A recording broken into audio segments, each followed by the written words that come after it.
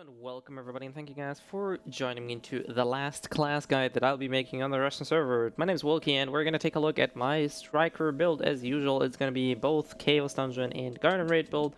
We're going to start off with a Garden Raid build. First of all, these are my stats. I do run a boatload of crit, a tiny bit of specialty, and some agility. The reason I do run that, or those stats, is I do run the elements of balance engraving, so I'm not running the special strike one where you get 4 orbs, pardon me, but actually the one where you only use 1 orb per spender and instead you don't lose any damage. This is also going to get a buff in the future, so this buff is going to be stronger at some point, but this is what I'm running. These are also the engravings, Grudge, Blitz Commander, and Spirit of Absorption, because we have a lot of movement speed. On top of that, we have a movement speed skill, and we use a runed rush or the speed rune on one of those skills. So this is the build that I'm running as far as the skills go.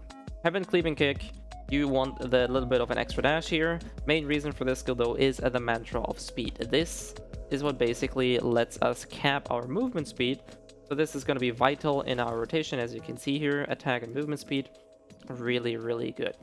Crescent Kick, now this one's very straightforward. You want this to gain more gauge. You can go for this one or for this one to reduce the cooldowns a bit longer, or actually to make the cooldown shorter.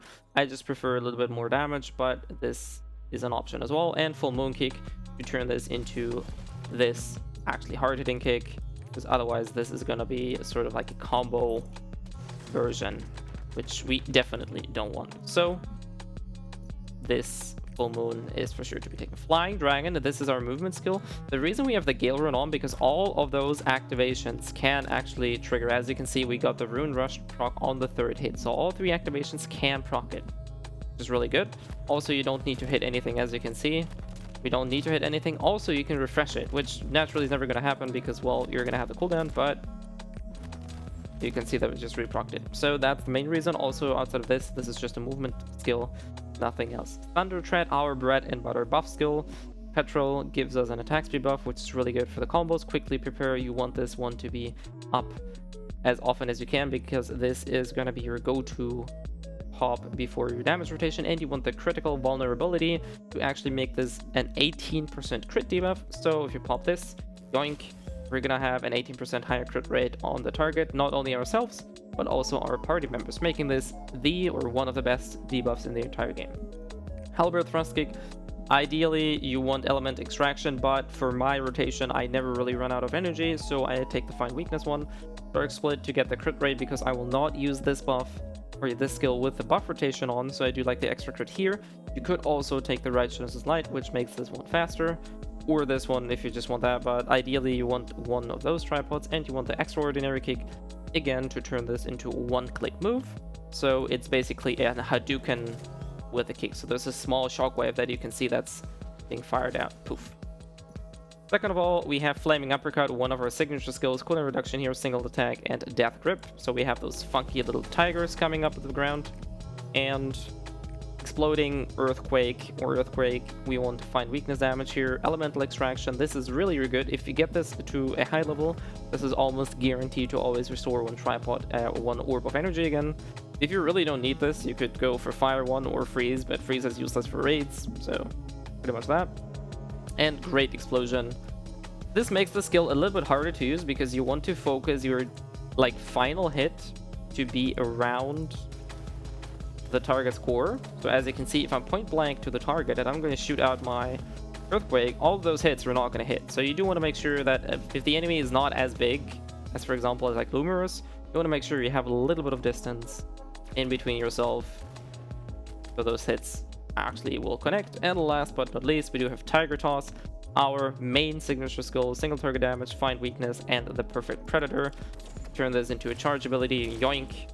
Hardest hitting ability, super good. You can easily redirect this one, so you can charge it and turn around. Woo. You can also hold this a bit longer. The only downside to this skill is that it moves you through the target, so you have to reposition yourself, or keep that in mind, that this skill can actually put you into an unfavorable position, so keep that in mind. Outside of this, that is really all. I will show you a quick rotation of why I told you that I don't really need the other runes, or what typically I rotate like. So as you can see here, just use all of my abilities, and we have 3 gauges. So this is essentially like the optimal start setup that you're going to be running with. Now we're going to wait for cooldowns. So ideally, the rotation is going to start with having Cleaving Kick for the movement. Then we're going to rotate to Thunder Threat. And we're going to start with Tiger Toss, Earthquake, into Flaming Uppercut. So, movement speed, charge, Earthquake, and that's it. And as you can see, my crit buff and everything is now off. This one is used to gather gauge back, and this one's there to gather gauge back. And you can see that we're almost full, but we have those two skills that we be rotated back in. So again, rotate that, and you can see 3 gauges. I actually missed this one. Reposition myself, boom. And that's it. That's fairly straightforward. Obviously, against a bigger target, this is much easier. So, for example, if I'm going to summon a Lumos here, this becomes way easier. We're going to do that. Then you can see that my fat ass can't go through, and this makes this all the way easier. Fairly straightforward, very easy to set up. And now we're just going to wait for the buff. Same kind of rule that applied to Berserker. You don't really want to use those spenders off the rotation without the buff. So we're going to see buff is back up. And there we go. Obviously, this time I swapped around. I have no orbs left at the moment, so we're going to use that skill. And you can see that our skills are slowly backing up, and we're going to start with having Cleaving Kick.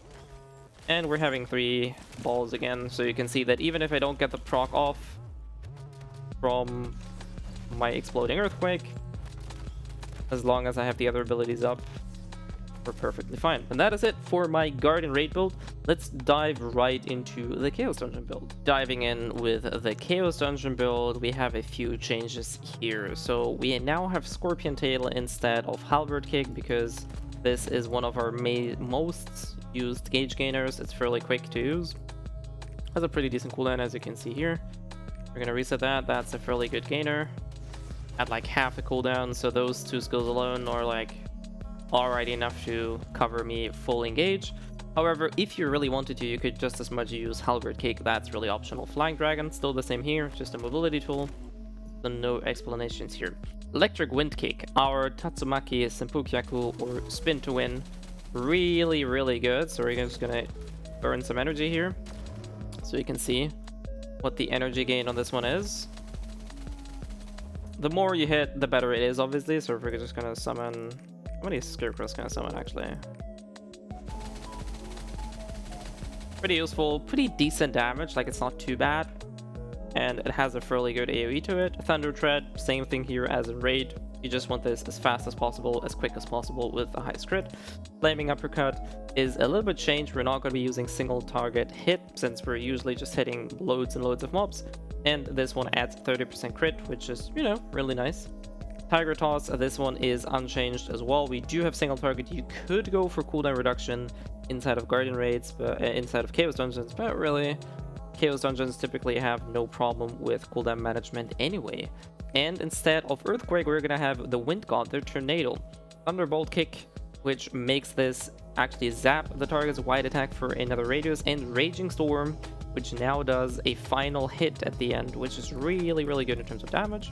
And this is basically your go-to mobbing skill. So after you mobbed everything, you're just going to debuff them. I'm just going to drag everything in. Oop.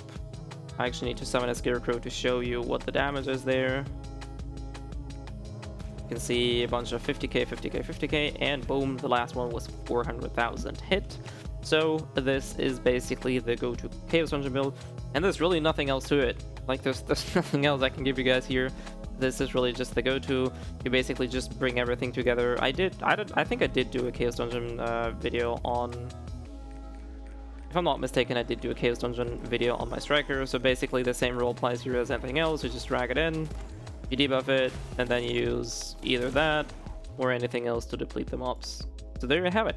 Thanks everybody for joining into my, like I said, final PvE guide series on the classes that I played on the Russian server. I do know that these builds may or may not be applicable to the start of the NA and EU servers, but this is definitely something to keep in mind, that these are play builds or play styles that you can play for, that you can start building up as early as the game starts. Needless to say, this is definitely something that will be developed further as far as we can go. In tier 1, we're lacking a bunch of stats, we're lacking some skill points. So some of these builds will at least not shine the same way as they did in Tier 3. Outside of this, I do hope this was helpful. As usual, if you want to see me live on Twitch, I also stream every now and then, so feel free to check out my Twitch link. Description is everything you need to check out. Outside of that, I do hope this was helpful, and I wish you guys a lovely time. Do stay safe, and I'll see you guys next time.